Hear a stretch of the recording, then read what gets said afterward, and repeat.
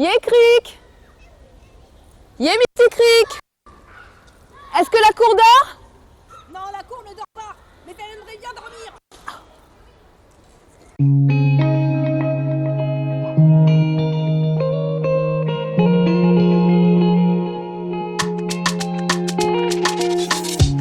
Bonjour à toutes et à tous.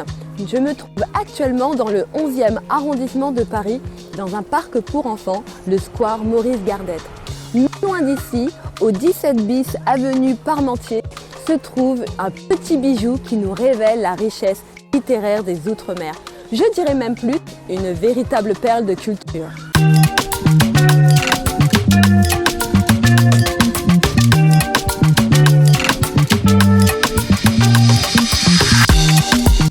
Pour toutes celles et tous ceux désireux de s'enrichir culturellement sur les littératures ultramarines et caribéennes, venez découvrir la merveilleuse librairie Calypso. Agencée dans un style très cosy, ce bel espace vous propose plus de 1100 références avec une immersion totale parmi des auteurs caribéens et ultramarins.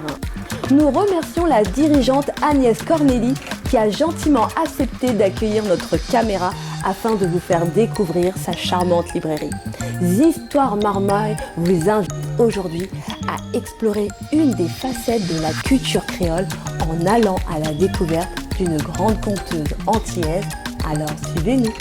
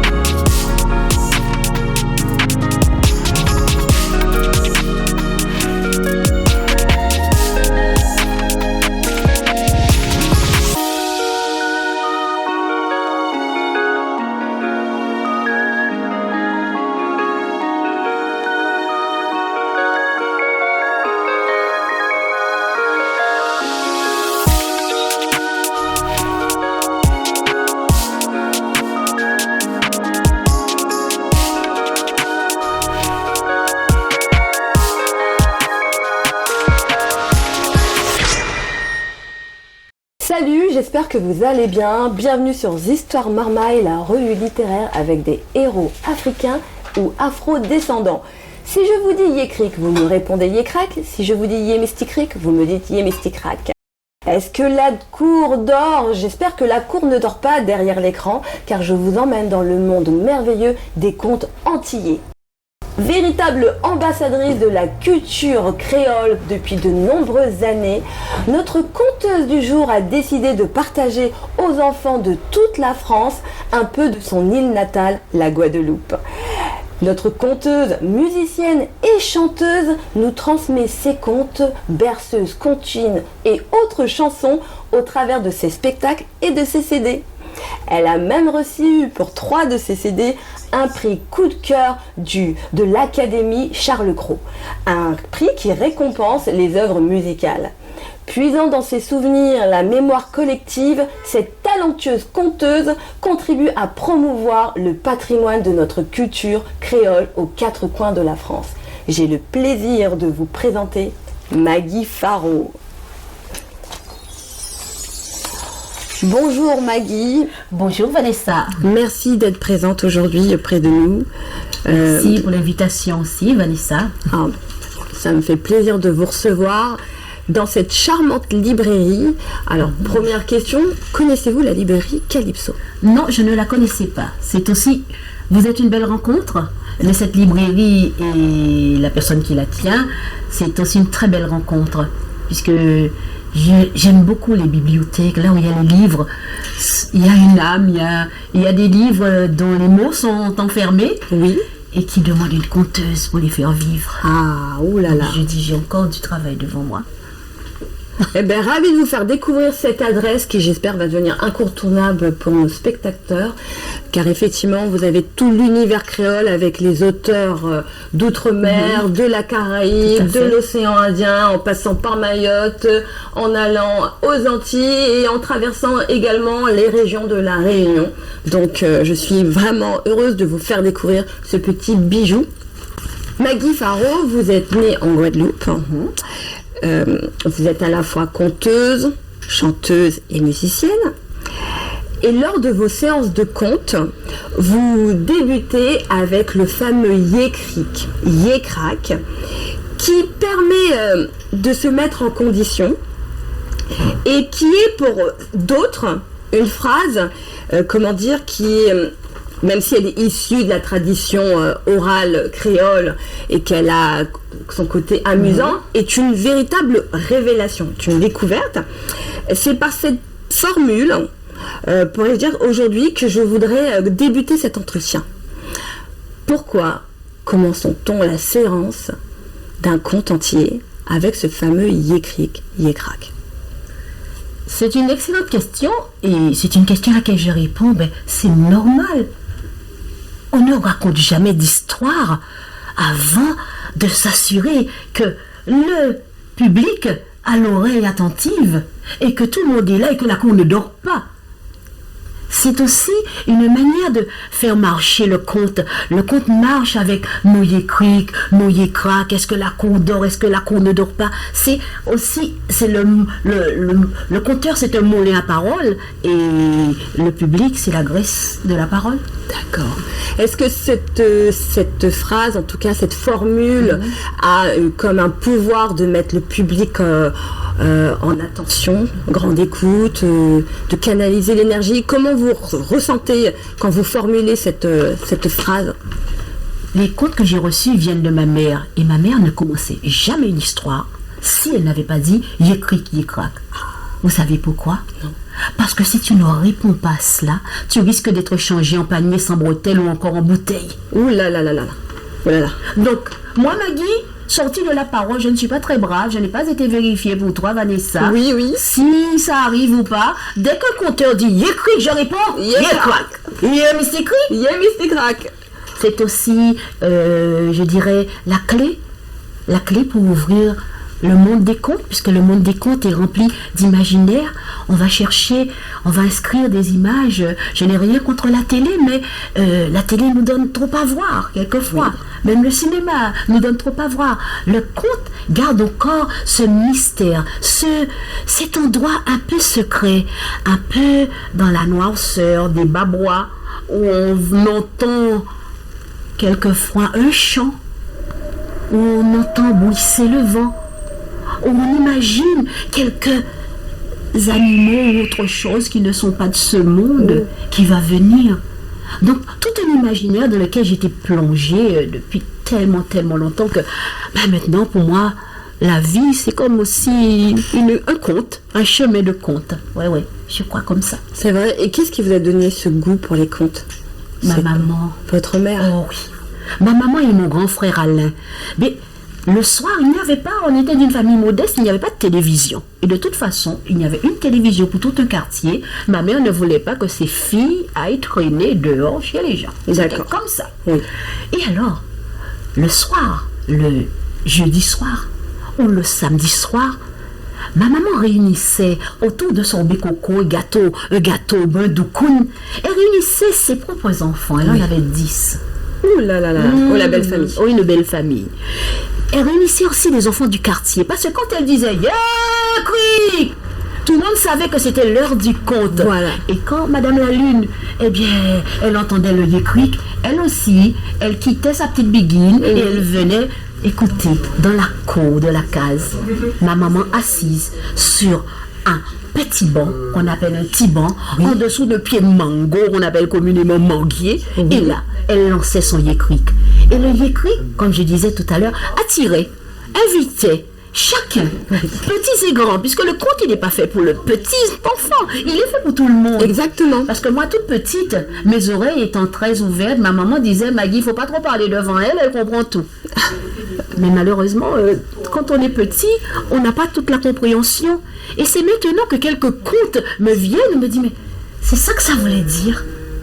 Mais toute petite, je prenais ce qui me convenait à mon âge. C'est pour ça que quand on me dit, vous racontez pour les petits, je dis non, je raconte pour tout le monde. Parce que le conte, il est pour tout le monde. Exactement. Et chacun prend à sa mesure, selon son cœur, selon la hauteur de sa maturité. Exactement, oui, très bien. Et parmi les personnages des contes que vous racontez votre mère, quel est votre personnage avec qui vous avez une plus grande affection, une sympathie? Compère Lapin. Oh là là. Oh, Compère Lapin me ressemblait un peu parce que Compère Lapin, il était des odièses. D'accord. Il était des odièses, ça dit qu'il m'était tout le temps. Il avait toujours une affaire à faire. Moi aussi. D'accord. Il était débrouillard. Oui. Moi aussi.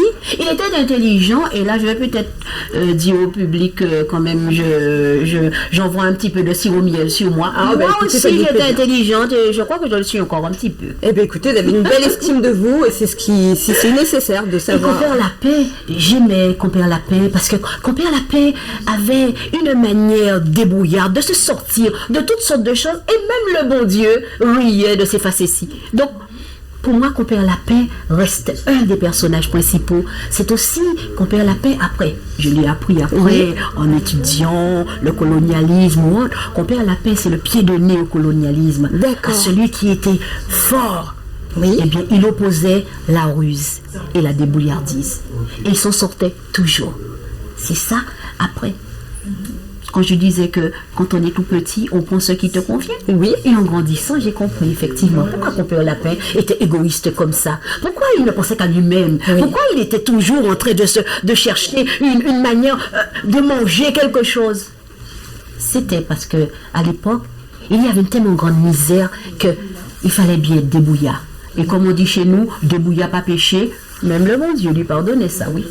Donc, est-ce qu'on peut dire que les spécificités des contes antillais, c'est de mettre en avant les valeurs d'intelligence, de débrouillardise, dans un climat, un environnement assez oppressant, qu'on va valoriser ces valeurs, ci. C'est vrai que Compère Lapin, il était un peu amoral.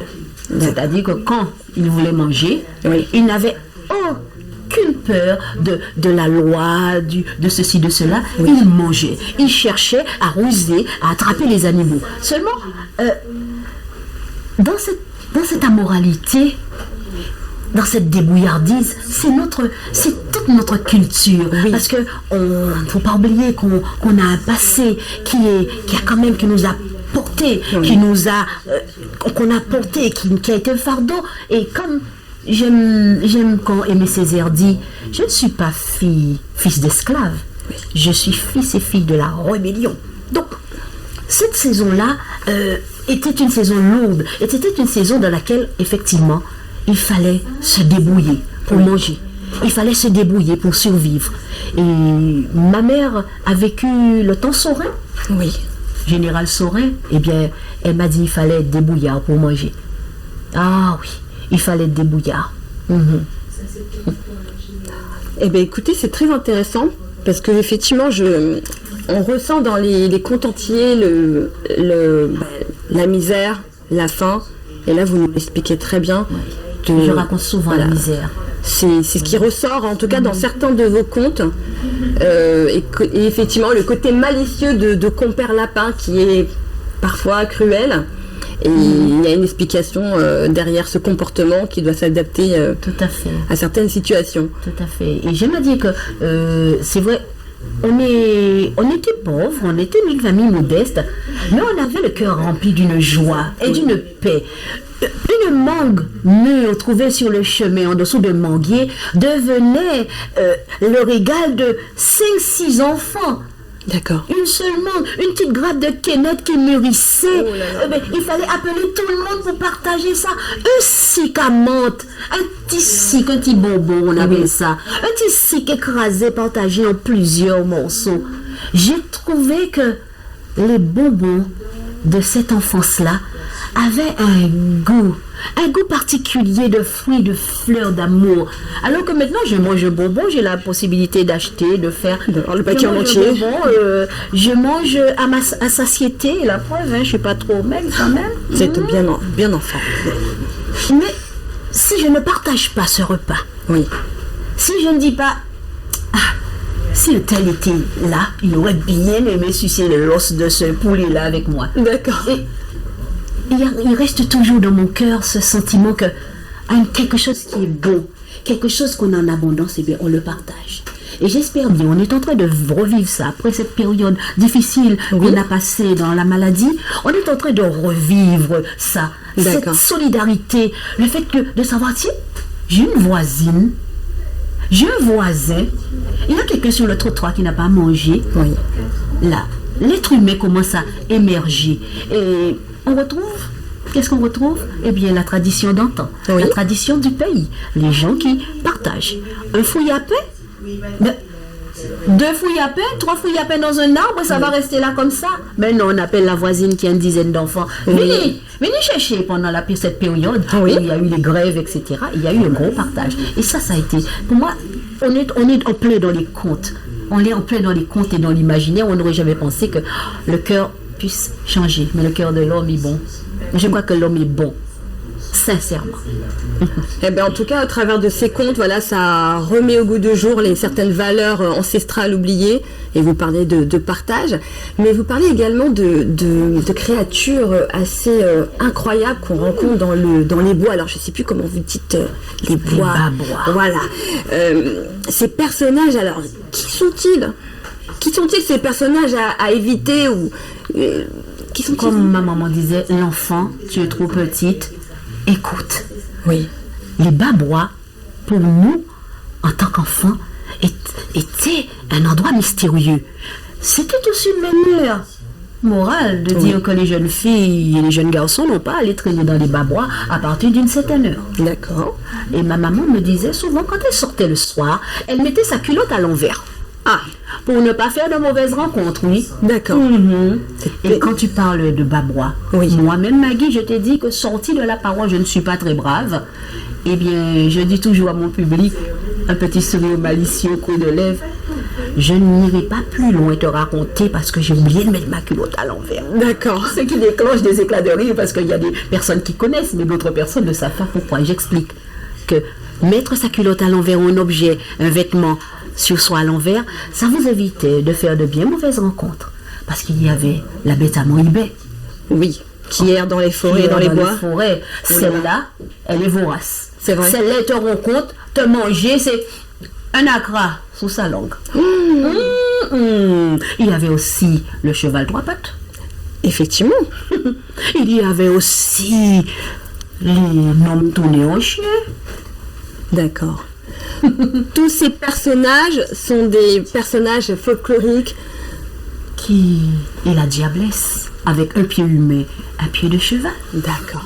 Donc Maggie, si je comprends bien, les forêts antillaises sont habitées par des créatures mystiques, incroyables, parfois très féroces, et qu'il faut faire preuve d'obéissance si on ne veut pas les rencontrer. Tout à fait. Voilà. Tout à fait. Il y avait effectivement une moralité. Les jeunes filles et les jeunes garçons n'ont pas à être dehors à une certaine heure. Maintenant, les enfants sont dehors à n'importe quelle heure, mais pas chez nous. Avant, surtout que la nuit tombe bloc autour de seul coup, il fait noir, comme hier au soir. Donc, forcément, à partir d'une certaine heure, les parents voulaient protéger leurs enfants aussi de mauvaises rencontres. C'est ce que j'ai appris après. Mais toute petite, je peux te dire que personne n'allait faire pipi tout seul. Hein? Ah non. Et chacun mettait un objet ou quelque chose à l'envers sur lui. Ah, ça, je peux te le dire. Et moi, Maggie, avec mon imagination fertile comme une terre de Guadeloupe ou encore une bonne terre de Martinique, parce que tu as dit que je suis née en Guadeloupe, mais j'ai passé 5 années en Martinique. Ah, d'accord. Oh, 5 années où j'ai dit que la Martinique était mon île d'adoption. D'accord. 5 années où j'avais besoin d'être consolée, d'être prise dans les bras. Et les Martiniquais et Martiniquaises m'ont accueillie, m'ont prise dans les bras, m'ont soutenue. J'ai chanté, j'ai raconté partout. Et c'est là que je me suis dit, eh ben, la Guadeloupe, Martinique, même bitin, même bagaille, même bête, même poil. D'accord. Ils ont enrichi également vos contes d'autres histoires. D'autres histoires, Et du d'autres coup, rencontres. Et ainsi, donc je raconte. Et la Guadeloupe et la Martinique. Vous savez, une fois, Vanessa, quelqu'un m'a dit, mais tu es de la Guadeloupe ou de la Martinique? Parce que tu as un accent quand même martiniquais. D'accord. Mais de temps en temps, tu envoies des petites paroles anti comme ça. Hein? J'ai dit, ma chère, je crois que papa a dû faire un petit tour du côté de la Guadeloupe, maman aussi. Moi, je ne sais pas ce qui s'est passé, mais en tout cas, je me sens des deux îles. D'accord. Même bagaille, comme on dit. Même bitin, même bagaille. D'accord. Oui, effectivement, donc dans les contes antillais, on a des contes merveilleux, des contes de moralité. Vous disiez sur votre site mariefaro.com qu'on a également les contes de misère. Et une de vos spécificités, en tout cas j'ai remarqué, c'est la gourmandise. Avec vous, on sent l'odeur du gâteau cannelle, du sorbet coco, saveur vanille. Vous êtes une gourmande. Ah bon? Non mais... Merde. Oui. Ceux qui ne sont pas gourmands, levez la main. Une comtesse de peine menteuse. C'est vrai, je suis une gourmande. Parce que ma maman était cuisinière. D'accord. Et moi, comme tous les autres enfants, j'irais dans la cuisine pour sentir les bonnes odeurs, pour attraper un petit morceau par-ci, un petit zizing par-là, un petit goûter. Et tellement gourmande que je suis que quand je raconte les contes du diable de gourmandise, je me permets de faire un chocolat créole, parfumé à la vanille, à la cannelle, à la muscade, avec un zeste de citron vert. Chacun sort avec sa balle en disant j'ai l'impression d'être partie aux Antilles. Déjà qu'avec ma parole, beaucoup de je suis allée dans le Nord-Pas-de-Calais. Juste une petite anecdote. Le Nord-Pas-de-Calais, oh mon Dieu, quand on m'a dit que j'allais en tourner là pendant 15 jours, tout le monde m'a dit, ma chère, le Nord-Pas-de-Calais, tu vas là-bas? Oui. Tu ne sais pas où tu mets les pieds parce que c'est un endroit où on n'aime pas trop les étrangers, les personnes. J'ai dit, ah bon, ben on verra bien. La parole est magique. D'accord. Ce jour-là, je suis arrivée dans un petit village du Nord-Pas-de-Calais. Je crois que j'avais fait 200 km sans rencontrer un rat. D'accord. Je me suis arrêtée, j'ai réinitialisé mon GPS parce que je me suis dit, je me suis perdue. Eh bien non. Il y avait un petit village avec une flèche 2 km plus loin. Et à ce village, quand je suis arrivée, le maire adjoint m'a dit, Maggie, quand on a mis votre photo à la mairie, c'était rempli. On avait 60 places. Mais maintenant, Maggie, on a 80 places. Est-ce que vous acceptez que les enfants viennent s'asseoir sur la scène à côté de vous, puisqu'on n'a pas de place pour les adultes? D'accord. Ce jour-là, il y avait une chaleur dans le Nord-Pas-de-Calais. Il y avait un amour dans le Nord-Pas-de-Calais. Et à la fin, il y a une dame qui est restée, appuyée avec ses béquilles. Elle a attendu que tout le monde soit parti. Elle m'a serré dans les bras. Elle m'a dit merci. Ce voyage que j'ai fait avec vous, c'est un voyage que j'avais programmé de faire avec feu mon mari. Maintenant qu'il est parti, je n'ai plus le courage de voyager seule. Mais merci, parce que j'ai fait ce voyage. J'ai senti l'odeur des acras de morue. Je me suis sentie caressée par la brise légère. J'ai vu les champs de cannes enneigés. Quand quelqu'un vous dit ça, dans le Nord-Pas-de-Calais, vous dites que la parole, elle est magique. Vous nous invitez au voyage à découvrir votre Guadeloupe natale et la Martinique natale également. Aussi, c'est un véritable voyage. Je crois que la parole permet, quelqu'un m'a dit aussi, vous donnez à aimer votre île.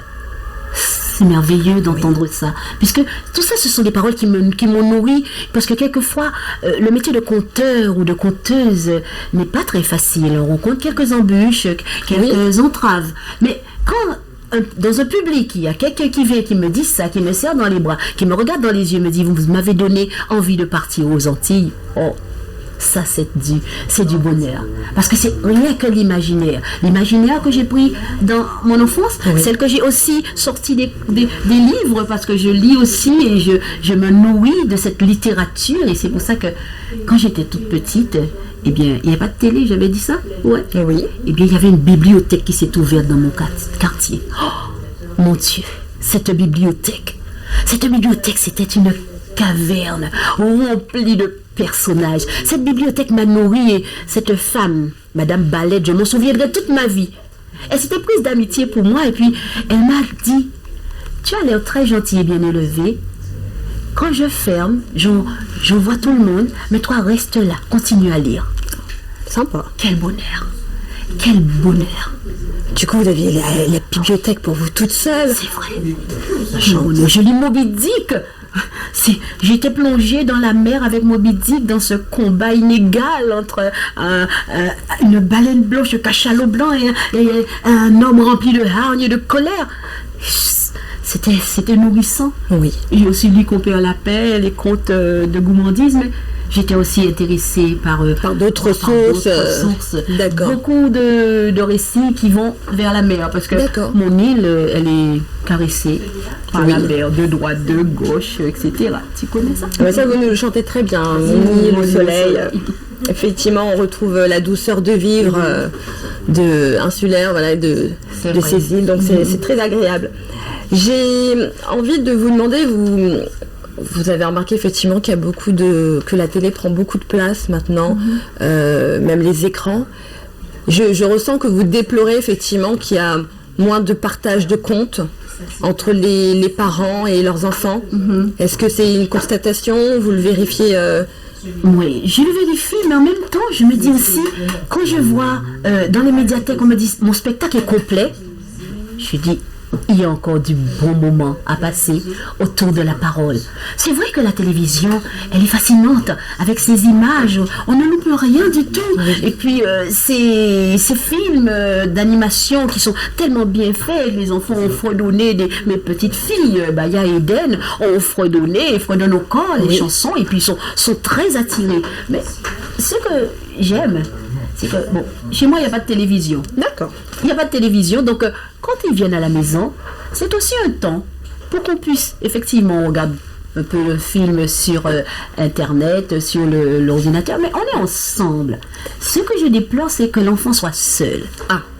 Seul à recevoir. Le conte, on est plusieurs, on est là, on est nourris ensemble. On peut poser une question. Qu'est-ce qu'elle a dit, la dame? Maman, j'ai peur. Quelque chose. Mais tout seul devant un écran, il y a quelque chose de froid, quelque chose de sécurisant. S'il y a une peur, s'il y a une question, bon, on ne peut pas. Oui. Et quand je suis en spectacle vivant, sur scène, les enfants peuvent m'arrêter, mais il y a le petit garçon, c'est vrai que le diable a mangé, c'est vrai que ça existe, ça m'est arrivé. Oui. Je dis, comment ça existe? Tu l'as vu? Je dis, mais oui, je l'ai vu. Chut, ne parle pas fort comme ça.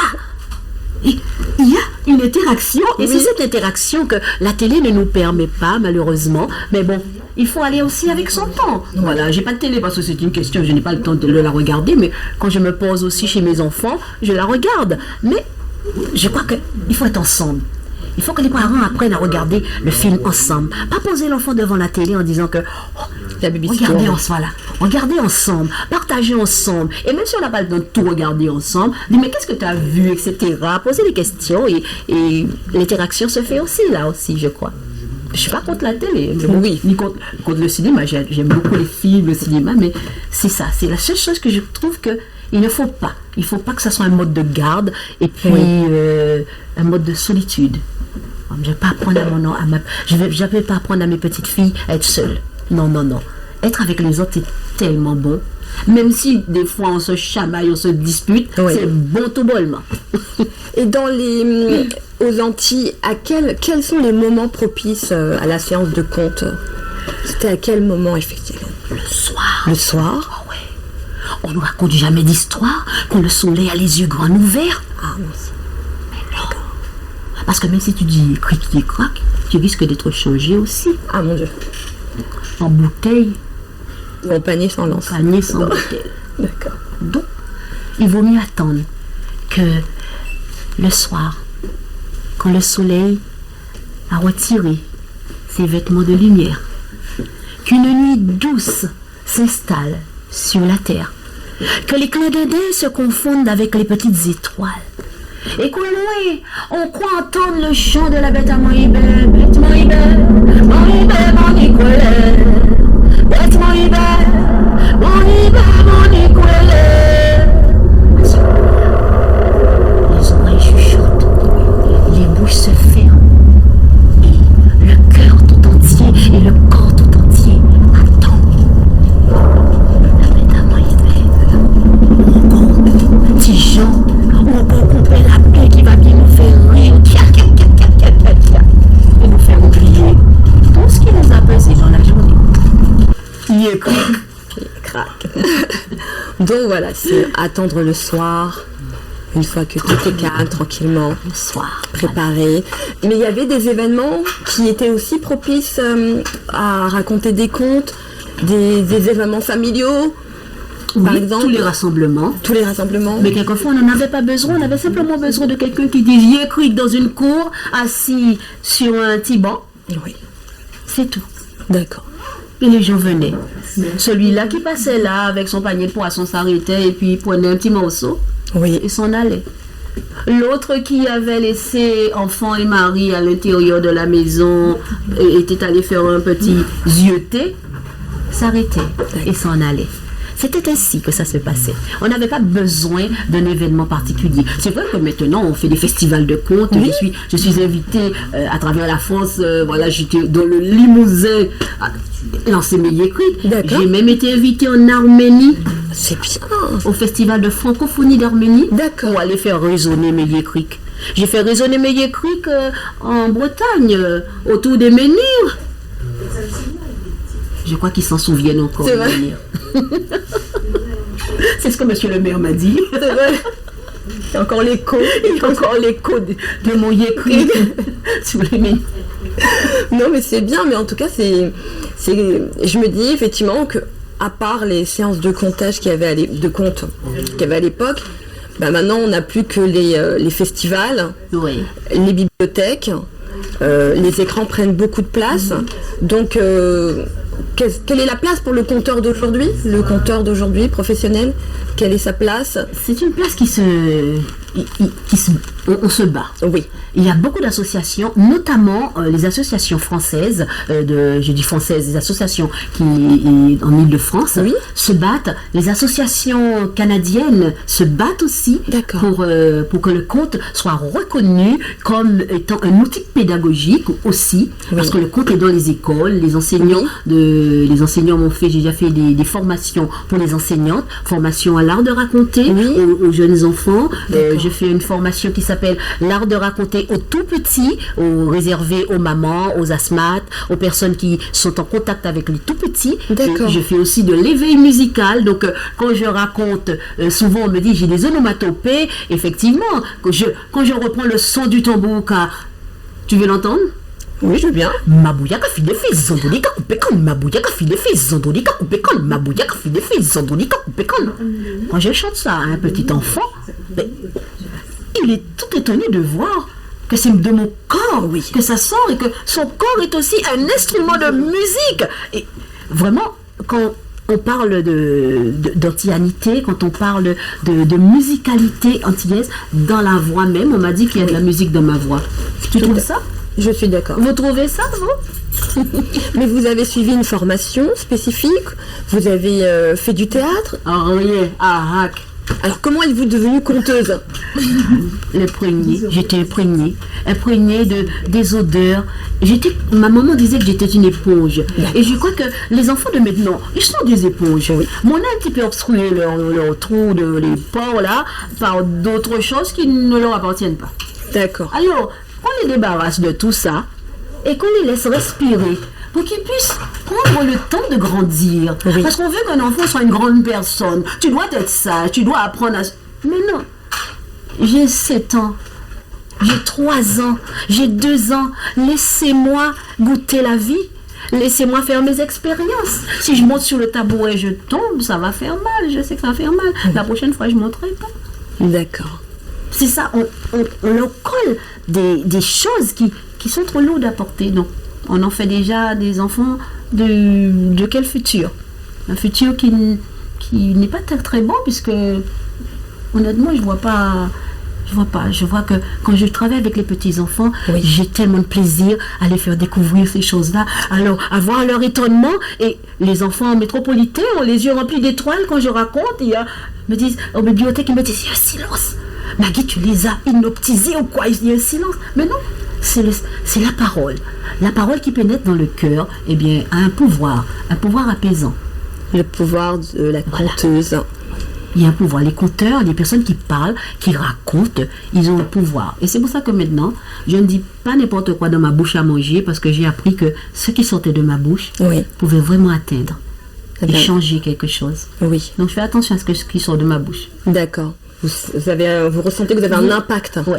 Et vous aussi, hein, vous faites attention à ce qui sort de la bouche, parce que c'est fort. La parole est vivante. Et quand je vois tous ces livres-là, je me dis, mon Dieu, il faut que je raconte toutes ces histoires-là. Oui. Je reviendrai à la librairie Calypso pour remplir mon chariot et m'asseoir tranquillement. Je ne dirais pas sous un manguier, puisque j'en ai pas là, mais je m'assierai quelque part chez moi et je lirai. Et je m'imprégnerai encore de choses et de choses, parce que on n'a jamais fini de grandir. Hein. Tout à fait. Qui a dit qu'il y avait une retraite, qu'il y avait des vieux et tout ça? Chez nous, il n'y a pas de vieux corps. Hein. Oui. Aux Antilles, il n'y a pas de vieux corps.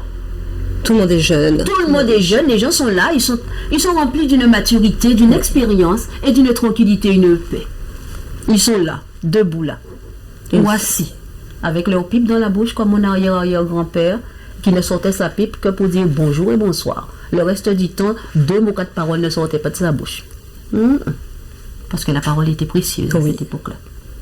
On ne la donnait pas n'importe comment. On ne la donnait pas n'importe comment. Ah là là. Vos contes sont souvent accompagnés de musique, d'instruments, comment dire, là vous parlez de la guitare, la guitare. Mais j'ai remarqué également que vous aimiez bien vous approprier les standards folkloriques des Antilles, comme Missy Michel. Vous ressentez l'envie de faire revivre la musique créole d'antan? C'est la période de Noël. Oui. Naturellement, il faut chanter Michou Veillet, par exemple. Et puis, le folklore antillais est rempli d'un répertoire. Il y a un répertoire tellement dense, tellement vaste, que... pourquoi aller chercher ailleurs? Oui. Je n'ai pas de pouvoir de compositeur. Maintenant, ça dit qu'il est caché encore quelque part. Voilà, j'écris, c'est encore dans le secret de mon cœur, mais il y a de très très belles chansons. Moi en Thibaut, une fois on m'a dit que c'était doudouiste. J'ai dit, tant mieux. Moi en Thibaut, des Thibaut, toi Thibaut doudou. Moi en Thibaut, des Thibaut, toi Thibaut l'amour. Moi en Thibaut, des Thibaut, toi Thibaut cher. Moi et tout ça ouvre les doudou. Pour soulager, chez moi.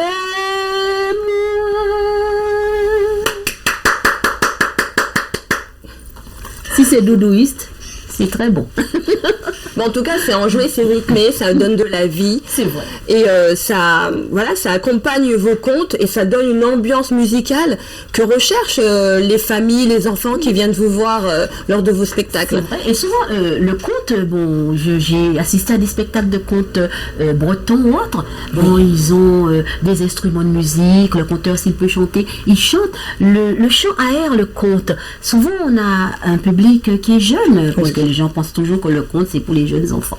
Donc on amène plein d'enfants. Donc ça permet aux enfants, quand je chante, je prends ma guitare, je chante Mon île au soleil, je partage une chanson avec eux, je les fais chanter, et quand ils partent avec cette chanson au coin du cœur de leur... ils me disent merci pour cette chanson, je la chanterai à ma maîtresse. Donc le chant, c'est la respiration. Le yékrik, le yékrak, c'est la Oui. graisse pour faire tourner la graisse à cervelle. Oui. Et le chant, c'est ma respiration. Je prends ma guitare, je pose quelques notes et ça me permet moi aussi de respirer. Et ça permet au public de réfléchir, de dire ce petit conte-là quand même, il y a une leçon à tirer quand même. Mais oui, il y a des leçons à tirer parce que quand on découvre des personnages comme Tishika Piabobo, ce pauvre jeune garçon qui est en rivalité avec ses frères pour le cœur de la fille du roi, je crois. Le roi, Monsieur le Loa, roi, voilà. C'est Effectivement. Tishika, c'est mon conte, c'est celui que j'aime, Oui. le conte que mes enfants aussi ont entendu. Et quand je viens raconter, et que je n'ai pas raconté Tishika, il y a toujours quelqu'un qui vient et qui m'attend de pied ferme, Ah là me là. disant, tu n'as pas raconté Tishika, hein? Il y a D'accord. toujours un fan qui vient demander son Tishika. D'accord, ok. C'est le conte phare C'est ça. C'est vrai que c'est un conte effectivement où la débrouillardise, Oui. eh bien, et la ruse et la débrouillardise cachent de l'intelligence. Et Tishika, avec son intelligence, réussit à épouser la fille de Monsieur Loa. Vous la connaissez pas? Faudra écouter. Hein. Ah oui, il faudra l'écouter. Faudra venir m'écouter. Ah oui, non, il est vraiment sympa ce conte. Il y a également celui que j'aime bien, le diable de gourmandise. Oh oui. Voilà, c'est... Oh oui. C'est Patrick Chamoiseau qui l'avait écrite et j'ai aimé cette manière, j'aime beaucoup cet auteur Patrick Chamoiseau et je l'ai rencontré, enfin pas rencontré mais je l'ai connu sur Solibo, sur d'autres et vraiment j'ai aimé sa parole, je trouve qu'il aurait pu être conteur. D'accord. Sa parole est conteuse. J'aime la manière dont il a phagocyté le français, prenant des mots français, les mélangeant aux mots créoles et ces images qui créent dans ma tête quand je lis Nanny Rosette.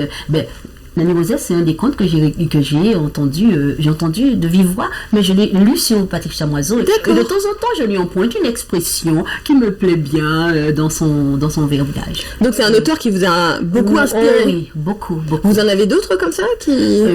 Il a fait aussi un conte qui est assez difficile à dire. C'est la personne qui... C'est une esclave qui... Oh, je me rappelle plus comment... la personne qui a séché les cœurs.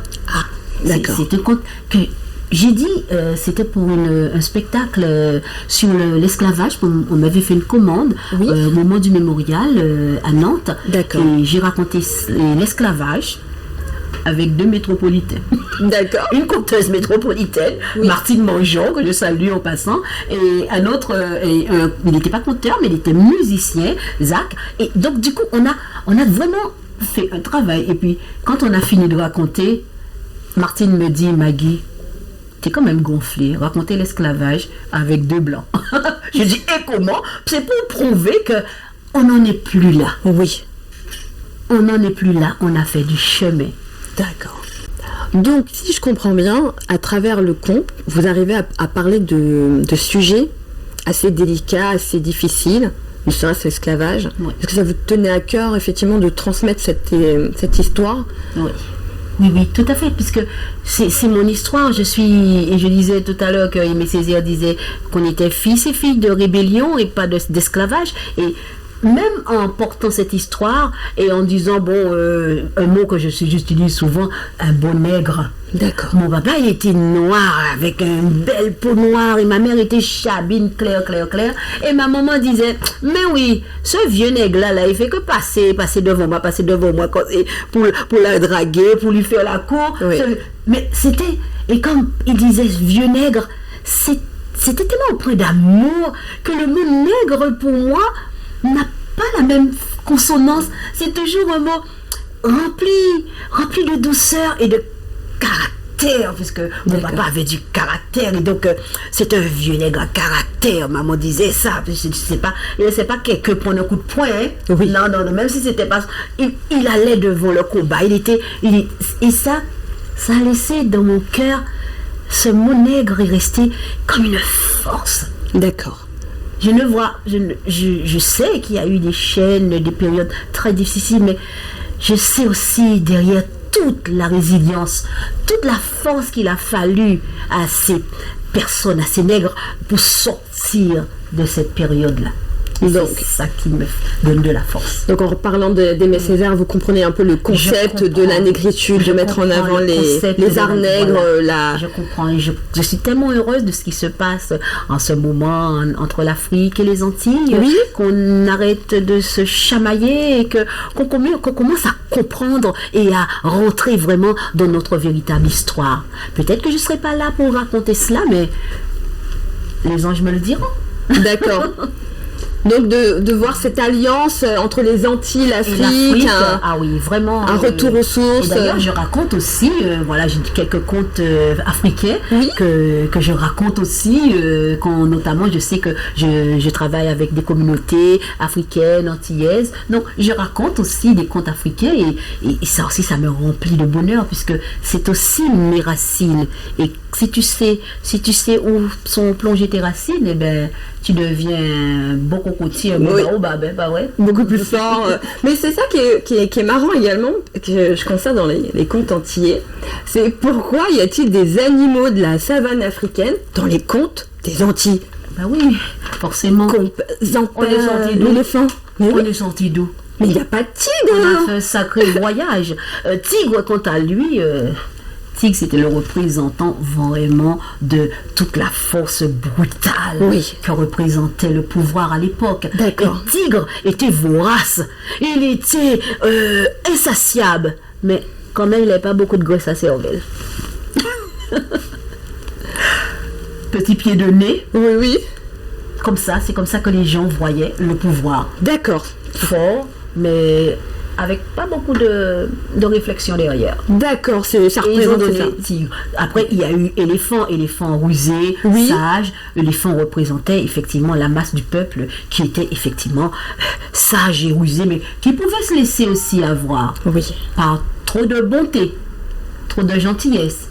Et on avait compris un macaque rusé qui se tenait bien à l'abri des choses, mais qui n'empêche surveillait et était là pour mettre en garde. D'accord. On avait donc Zamba, oui. Zamba qui était mulâtre, on disait, d'accord. Et qui était fin, distingué et qui se faisait tout le temps rouler par Compère Lapin. Et puis il y avait le fameux Papa Bondier.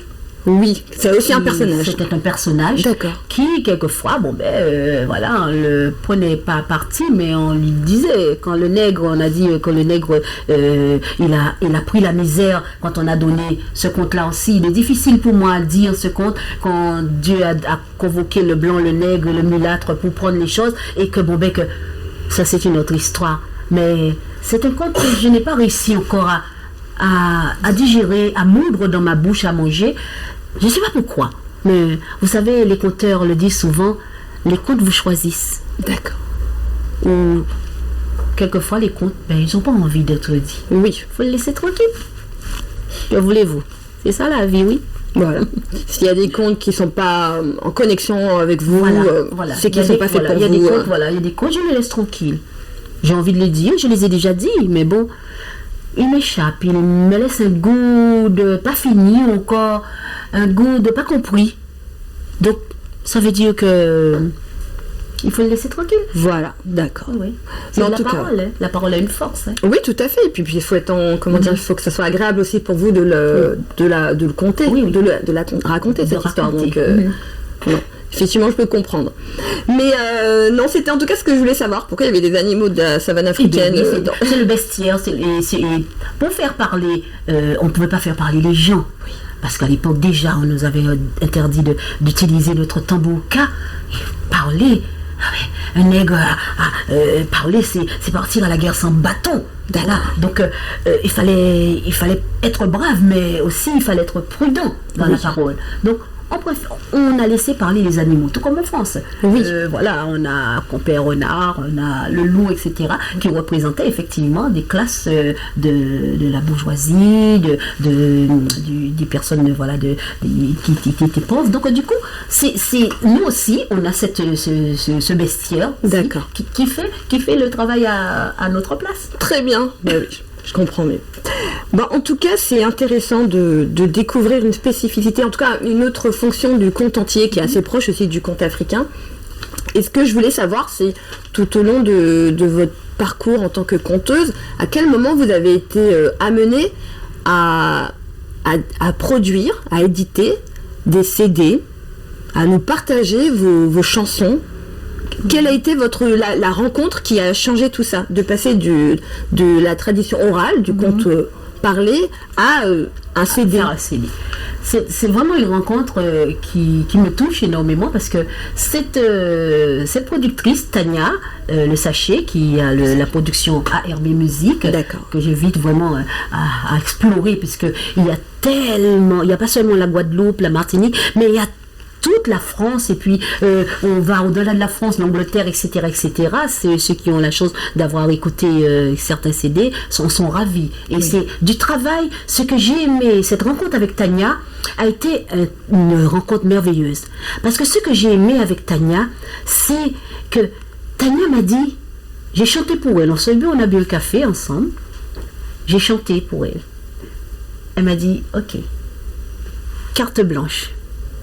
Tu choisis tes musiciens, je te laisse carte blanche pour le choix des comptines que tu vas chanter. C'était la première fois que je faisais un CD. Oui. C'est mon premier CD. Et j'ai été dirigée avec bienveillance par Tania. J'ai eu mon Jean Cocta qui était à la guitare. Après, j'ai eu, il y avait aussi Eric qui était à la batterie. Il y avait des amis. Martinique et Guadeloupe sont venus dans ce CD. Donc, j'ai été portée. Et c'était vraiment une histoire merveilleuse, puisque je ne pensais pas faire un CD un jour. Ça m'intéressait. Enfin, si ça m'intéressait, puisque on a tous envie de laisser quelque chose, mais c'est quelque chose qui est venu de façon, je disais, qui m'est comme une grâce. Voilà, qui est tombé comme ça. Et on a fait beaucoup, on a fait pratiquement plus d'une dizaine de CD. Et Tania est restée une amie. Quelqu'un avec qui je partage autre chose que simplement un travail en studio. Voilà. Et ça c'est merveilleux. Je trouve que arriver comme ça, à rencontrer un producteur qui devienne votre ami, je dis, wow, c'est une grâce. C'est une grâce de Dieu. Ouais, c'était dans quelle année le premier CD? Le premier CD, tu me poses une colle là, ça a été déjà près de plus de 5 ans, voilà, près de 5 ans. D'accord. Que vous avez commencé à faire le premier CD et puis après, dans la foulée, on en a fait un tas. D'accord. J'ai même chanté en anglais. Oui, c'est ce que j'ai vu, effectivement. Ma chère, avec un accent. D'accord. Messieurs et dames, ouais. C'est des standards créoles? Alors, en fait, c'est avec Sarah Jean-Mer, qui est donc londonienne, bien de chez Londres, et la chef de chœur de gospel, et qui a chanté en anglais avec un super accent anglais, etc. London Bridge is falling down. Et moi derrière, je dis que je fais je rajoute des onomatopées, parce que si le pont est tombé, ça a fait du bruit, ça a fait et j'ai rajouté, je dirais, une couleur. Oui. Et puis nous avons aussi Félix qui était au tambouka. On a eu donc des guitaristes qui ont violonistes aussi. Et donc du coup, on y a mis, c'est devenu Paul Capiquet, par exemple. D'accord. C'est devenu un Mendé. Donc même les chansons anglaises, eh bien, elles ont pris un coup de créole derrière. D'accord. Elles ont été remixées. Et quel était l'accueil du public, du coup? Oh oui, un très bel accueil. Un tellement bel accueil que j'ai plein d'anecdotes autour de ça.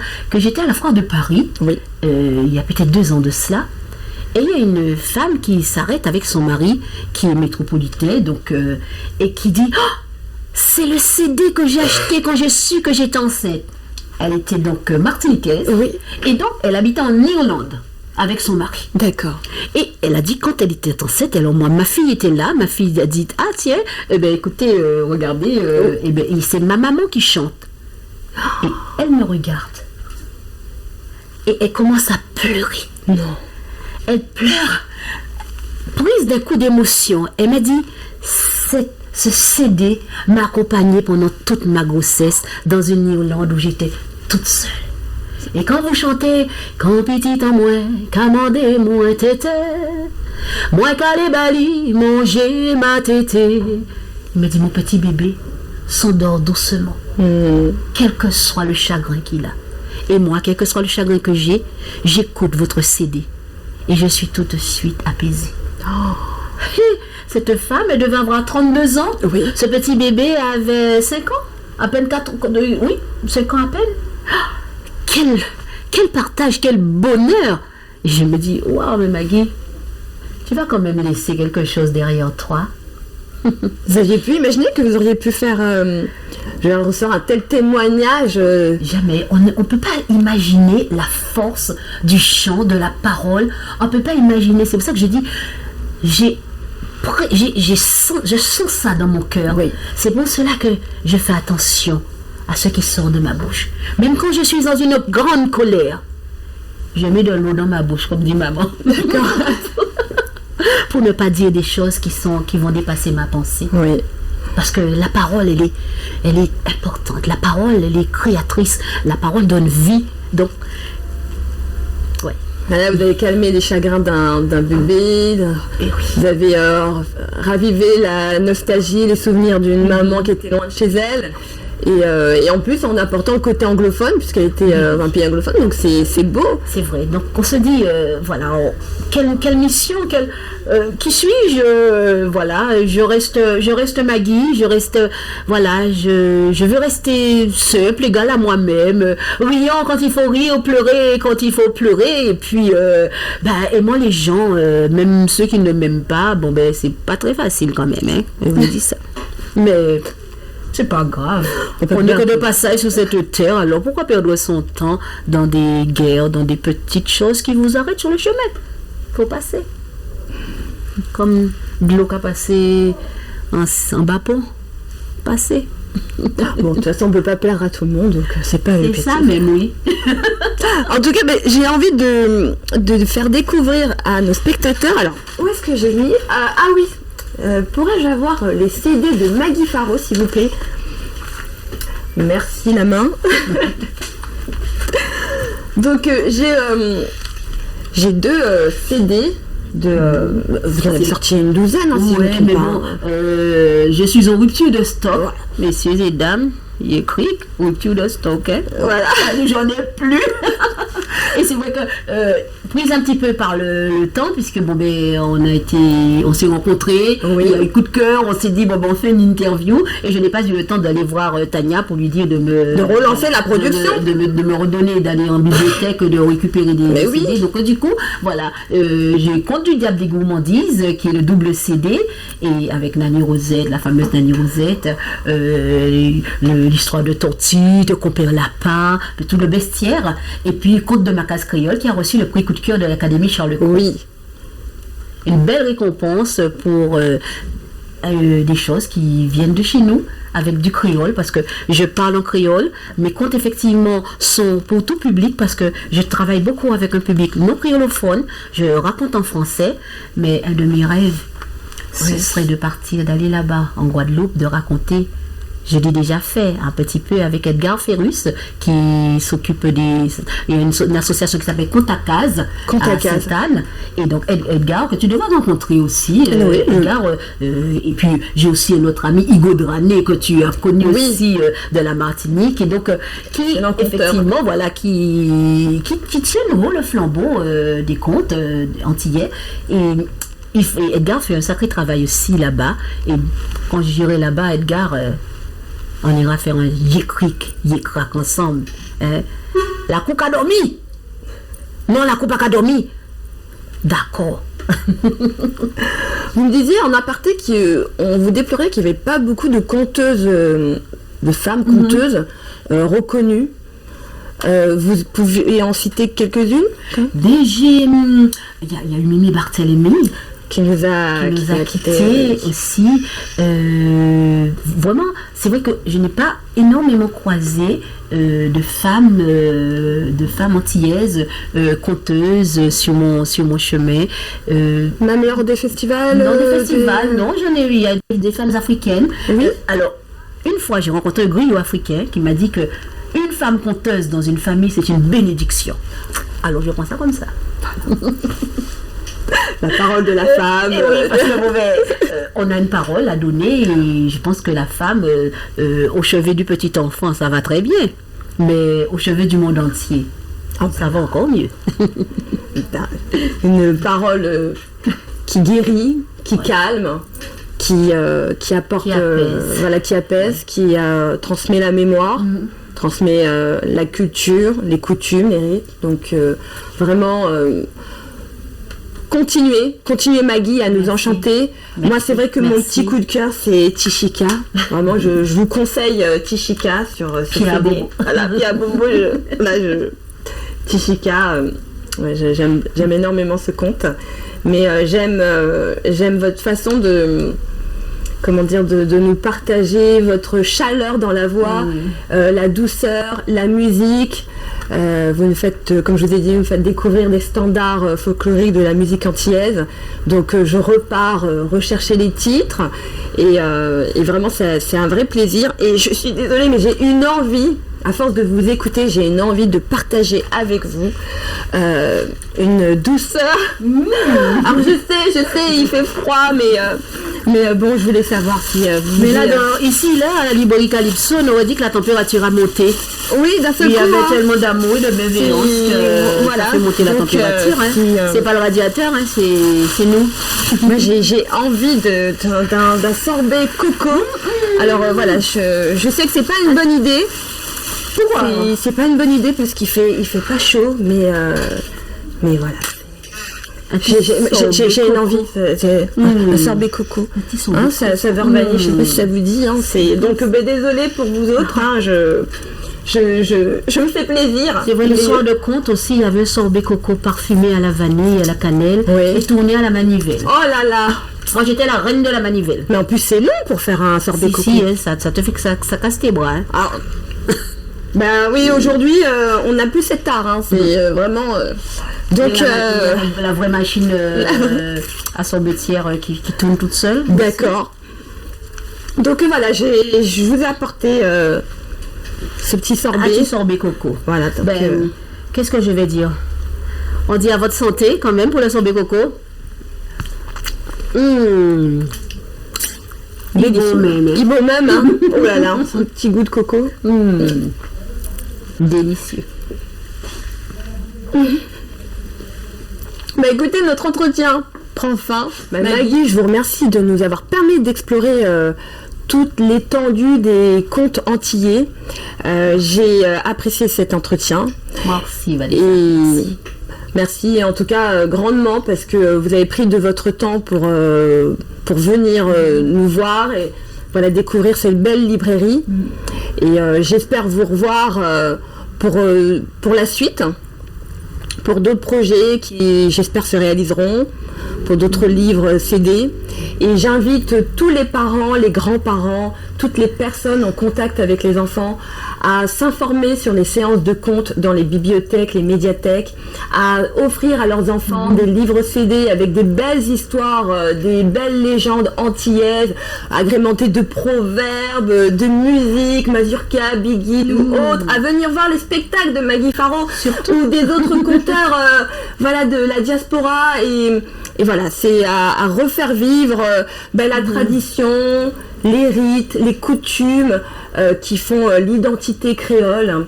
Et rien de mieux que de vous présenter Maggie Faro dans cette charmante librairie, la librairie Calypso, je vous ai dit, dans le 11e arrondissement, 17 avenue Parmentier. J'espère que vous viendrez nombreux à vous offrir des ouvrages, à vous faire plaisir, à faire des cadeaux aux autres, pour les fêtes de fin d'année, ou même tout au long de l'année, pour donner de la force aux auteurs d'outre-mer, de la Caraïbe, qui prennent le temps de partager le savoir de nos ancêtres. Donc je vous souhaite à tous une excellente journée, et puis à bientôt dans une autre vidéo. Bye.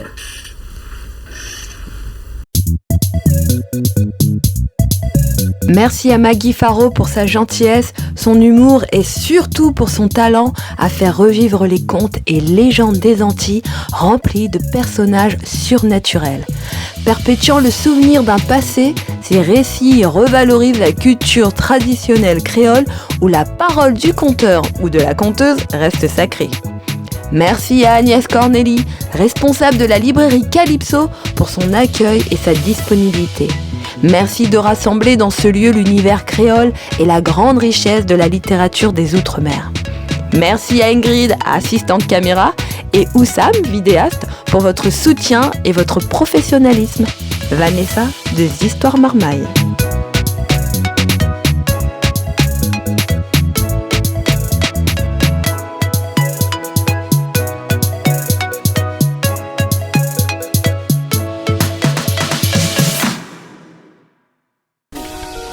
Bonjour à toutes et à tous, nous sommes actuellement au 11e arrondissement de Paris, dans un parc pour enfants.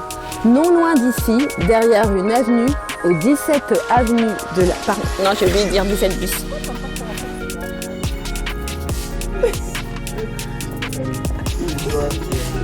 Agencé dans un style cosy, ce bel espace vous propose plus de 1100 références pour une immersion totale parmi les auteurs caraïbéens.